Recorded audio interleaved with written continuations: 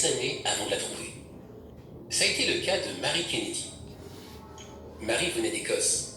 Elle est arrivée aux États-Unis au début des années 1900, à l'âge de 18 ans. Elle a été employée comme gouvernante. Mary rêvait de devenir missionnaire. Mais il y avait des choses qui la dérangeaient dans la religion. Malgré tout, Mary voulait quand même aider les autres. Elle a donc suivi une formation dans le domaine médical. Et en 1910, elle a été diplômée de l'école d'infirmière de la ville de Boston. Elle continuait à chercher la vérité. Mais elle était déçue par les faux enseignements et par l'hypocrisie qu'elle voyait dans beaucoup d'églises. Elle a quand même continué à lire la Bible, même si elle ne voulait plus rien avoir à faire avec la religion. Mais alors qu'elle travaillait au sanatorium Pottinger en Californie, Mary a enfin trouvé ce qu'elle cherchait. Elle a rencontré Nellie Inford, une infirmière qui était étudiante de la Bible. Un jour, Nellie lui a montré ce que la Bible dit sur la mort. Mary a dit qu'en entendant ça, ça fait dans sa tête comme un central téléphonique.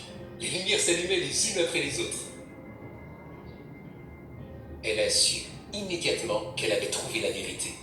Elle a abandonné ses projets de carrière dans la médecine et ensuite, elle s'est lancée dans une carrière d'évangélisatrice à plein temps. Il y en a, comme Mary, qui font tout pour trouver la vérité. D'autres, par contre, la trouvent sans même la chercher. Le volley, c'était tout pour moi. Je jouais au niveau national. Ma vie, c'était les entraînements, les voyages, les matchs, et tout le reste, c'était secondaire. Je ne cherchais pas vraiment la vérité, mais ma copine a commencé à étudier la Bible, et je me suis dit, moi aussi, ça m'intéresse. J'ai découvert que la Bible, c'est comme un puzzle, où toutes les pièces s'emboîtent parfaitement.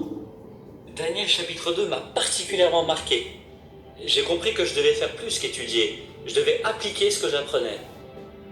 Il fallait donc choisir entre une vie éphémère dans ce monde et la vie éternelle sous la domination du royaume de Dieu. Il fallait donc que je revoie mes priorités et la façon d'utiliser mon temps. J'étais assez égocentrique. Et au moment où j'ai décidé d'arrêter, on m'a fait une super offre. Jouer avec la meilleure équipe du pays pendant 1 an.